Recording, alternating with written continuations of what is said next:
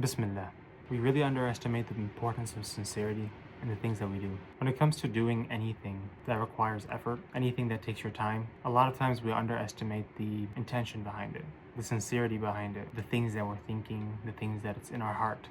Thinking that way kind of makes sense on a surface level. If you think about it, there's a farmer and he's trying to grow his crop for the season. If he has corn, let's say, he knows that he needs to put in the seed, he needs to cover the hole, he needs to water it, he needs to probably fertilize it, and there's probably a good amount of other steps he needs to do. If you're the farmer, it's very easy to think that as long as you do every single step properly, then it will always yield the same results. The reality is, sincerity goes a long way in any act. If it's something as big as leading a nation, or if it's something as seemingly small as speaking kindly to a child. Now, we can talk about this very theoretically, but we can also make this very applicable to your life. What I mean by that is if you are a student, or if you're a worker, an employee at a company, or if you're a doctor, or if you are just simply a volunteer and you help people for a living. Regardless of what you do, I think every single act that you do can be influenced by your intention. So first, I want you to look at your role. I want you to think, what is it that I do? For me, personally, I'm a biomedical engineering student. I study in college here at Detroit, Michigan, and I'm very grateful for the opportunities that I do have. I have been given the role as a student researcher. I'm also a student, and I'm also a mentor. These are three main roles that I have. For my student researcher position, I know that what I'm in control of is the equipment and the machines in my control, the coworkers that I work with, and my boss.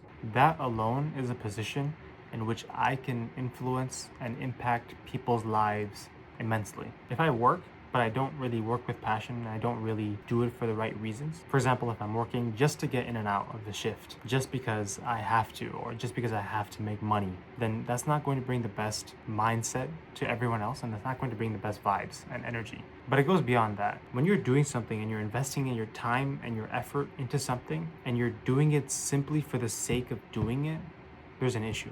What I mean by that is whatever you're sacrificing your time and effort, essentially your life for, a portion of your life you're sacrificing for this thing, you want to always have that thing tied back to your purpose. For me, as a Muslim, I believe that every single thing in life can go back to God. Every act I do, every thought I have, everything in my life can be an act of worship if I wanted it to. So for example, in this researcher position that I'm talking about, I can work with a passion for the sake of God. I know God's watching me, and I know that this life is deeper than just what it is. When I apply that specifically to my role as a student researcher, I know that the work that I'm doing as a biomechanical engineer, specifically in doing safety testing, in crash tests for automobiles, and that kind of thing, I know that this has the potential to impact millions of lives. But I also know that even if it impacted one person's life, let's say it saved one person's life, the research that I'm doing, that one act is massive. Then as a student, I'm learning from my professor. I'm learning new material. I'm learning about the subjects of engineering and biomedical engineering and how medicine and technology are coming together to better humanity and technology, but every person is different. And everyone's studying something different. If one day I started coming to class simply for the sake of coming to class and just getting the degree, it would make things much tougher because the reasons that I would be doing that sacrifice of time and effort would be much more superficial. But that's not why I go to class every day. I sacrifice by waking up early, sometimes reducing my sleep, sometimes sacrificing things that I want to do to go to class and learn, an active student, because I believe if I do this act, in this case, being a student and learning passionately and with sincerity, then I can tell myself and I can tell God, I tried.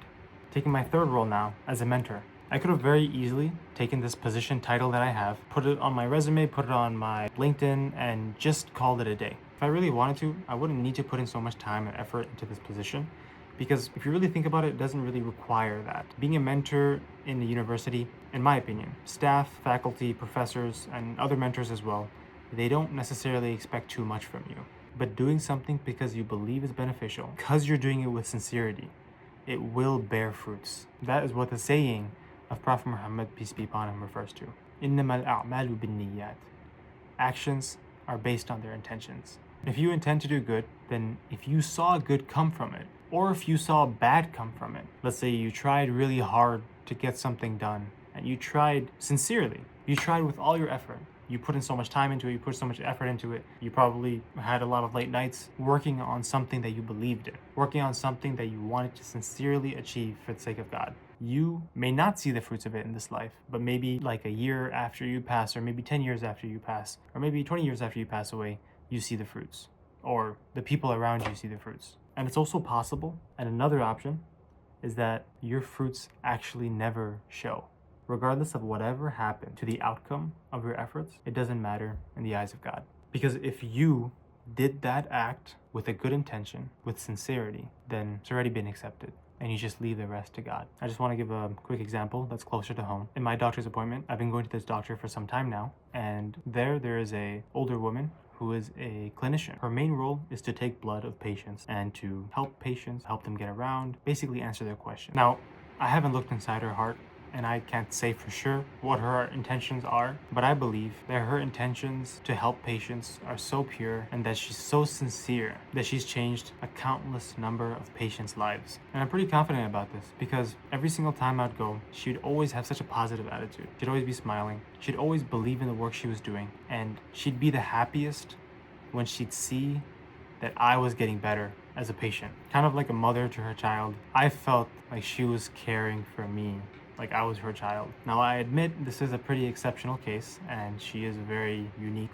and special person, but I think we could still take a lot from this. We don't have to transform people's lives. We don't have to be the hero in all situations. We don't need to even do anything for someone else. Because regardless of what you do, it always starts here. What is your intention behind the things that you do in life? And for who are you doing it? Are you doing it because it's the right thing to do and God's watching? Or are you doing it just to get by?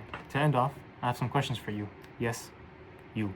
What do you think sincerity is? What exactly should your intention be for doing anything? And how can you achieve a status of sincerity so high that you do the act the same regardless of if it affects 1,000,000 people or just one? And lastly, do you think there can be sincerity without God? Let me know what you think. Take care.